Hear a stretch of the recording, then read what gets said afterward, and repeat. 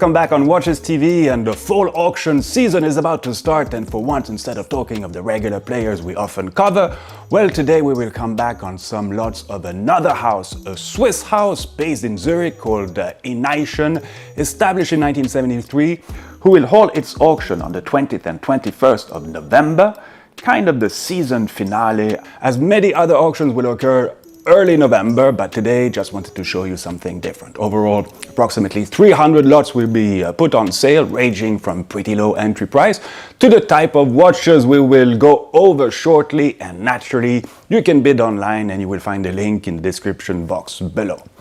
So we picked a few sweet lots, and we will start with this very special Audemars Piguet Royal Oak Perpetual Calendar reference 25829 SP. It was a limited edition complicated wristwatch released in 1997 as a series of 25 pieces. It comes in a steel case combined with a platinum bezel and features a sapphire skeleton dial with sapphire caseback.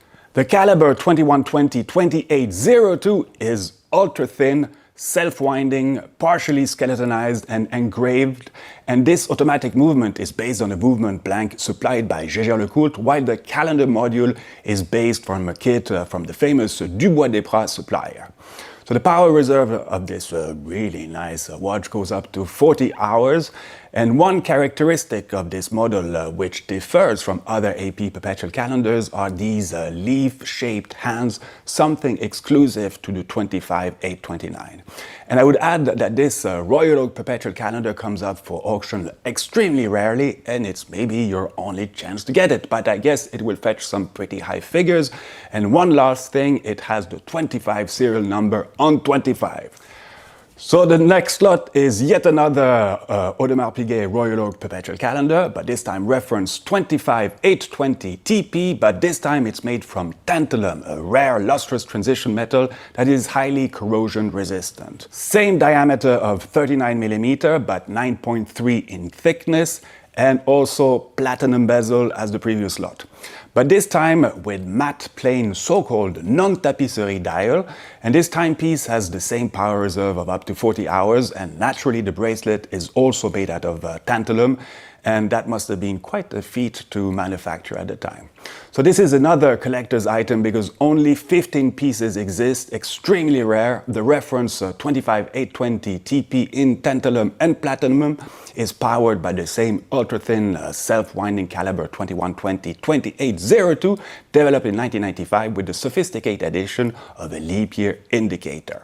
It is the first series-produced Royal Oak Perpetual Calendar to be equipped with this indicator, and undoubtedly this tantalum piece promises an engaging experience. I mean, for those who value tangible weight in a watch, I mean, if you see what I mean, yeah, it does weigh a little bit. Okay, for the third watch of our selection, we have yet another AP, but maybe a bit lesser known model with the Star Wheel Automatic, a personal favorite of mine, especially this version coming in a 36mm platinum case, only 8.5mm thick, the reference 25720 PT. It comes with a white gold dial decorated with hand-engraved floral ornament compared to the regular guilloche dials for the normal series. The movement is a self-winding caliber, the 2124-2812, finished to a high standard, as you can see through the open case back, revealing finely executed Côte de Genève and perlage. So the main particularity of this model is embedded with an unusual wandering hour time indicator with hour markers depicted on 3 transparent sapphire discs. The discs are mounted on a rotating center ring on the star-shaped wheels, which with the flat springs fixing the position of the stars. So for info, this indication system was invented in Italy by the brothers Campani, who developed it around 1656 for a night clock for Pope Alexander VII. And these types of clocks were very popular in the 17th century, but very rarely used in wristwatches until recently. So this reference 25720 PT is among the rarest, as it was released in a limited edition of only 9 pieces, and this model has the limited edition number 909 shown at the bottom of the dial, and this might be the only model from Audemars Piguet with a limited edition number marked on the dial. So the AP star wheel in platinum rarely comes for auction also, and it is therefore an excellent chance to get it. I will for sure have a look at it, maybe even give it a go. But yeah, who knows? But I simply love this watch.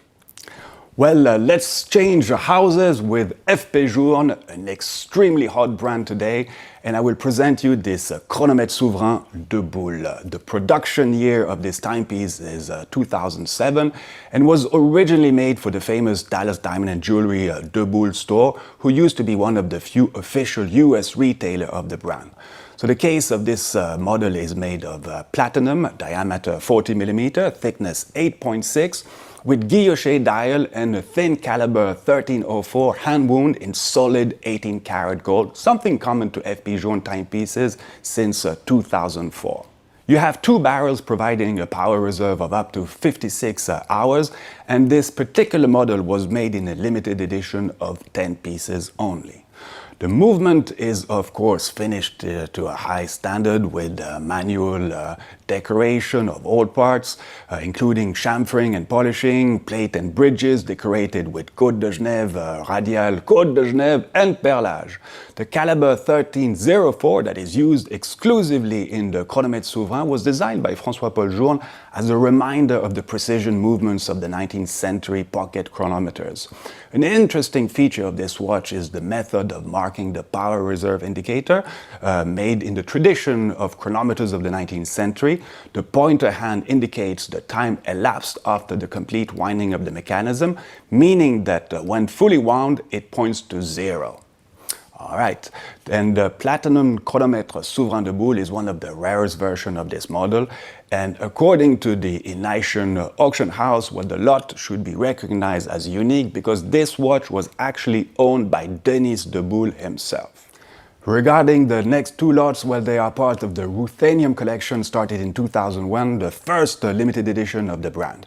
So 5 different models were produced: the Tourbillon Souverain, the Chronomètre à résonance, the Octa Chronographe, the Octa Jour et Nuit, and the Octa Calendrier, each limited to 99 pieces. They all came in platinum cases, and the main particularity is that the gold dials and brass movements are all ruthenium coated, giving it this special and unique gray color. So we are lucky to present you the Chronographe à résonance version, coming in a 40 mm wide case and 9.1 mm thick, dating from 2002. As a quick reminder, you have 2 independent movements more or less stacked onto each other, and the aerodynamic interaction of the 2 balance wheels even themselves out, something François-Paul Journe had been working on for many years. And today I would say that this mechanism has become some kind of an icon, and prices have really exploded in the recent years. And concerning this model, well, I just wanted to add that the 2-hour and minute dials are fully symmetrical, and you have 1 crown at 12 o'clock to adjust the time of both time indication. So you pull the crown, turn it in one direction for one of the dial, turn it in the opposite direction for the other dial, and it's with the same crown that you wind it, and fully wound, this timepiece holds 42 hours of power reserve.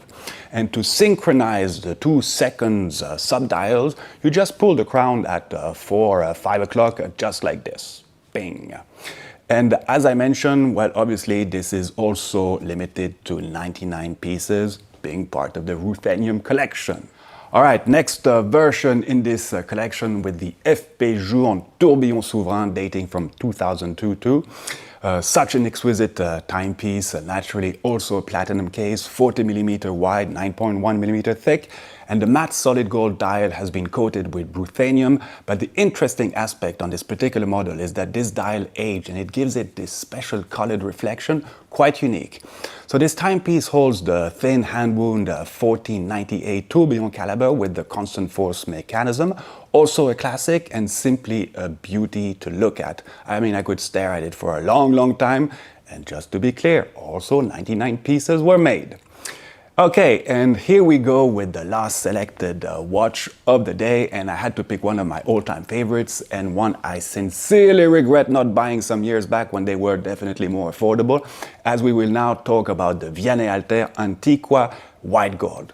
This perpetual calendar timepiece from 1999 is so unique and you can't really compare it with anything else apart from some crazy Jules Verne machine.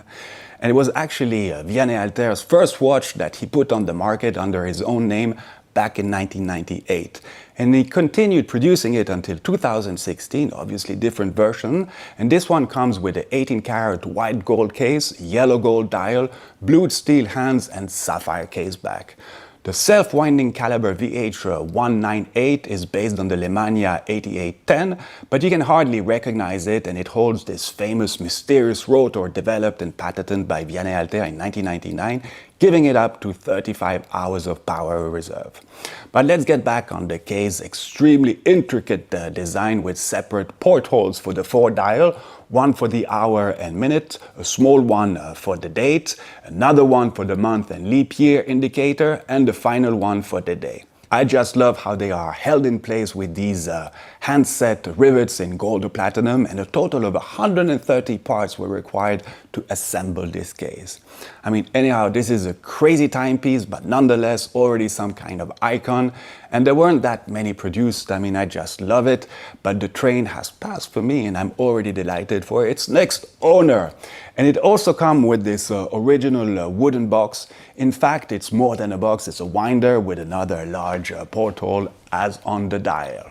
So, this is it for this selection from the Ination Auction House, and if you're interested, well, please go on their website to see the entire catalog, and the auction itself will soon occur on the 20th and 21st of November. More auctions to come soon, without mentioning the flamboyant Only Watch auction, so yes, the season is totally open. Thanks for watching, hope you enjoyed it, and see you real soon. Until then, well, viva watchmaking!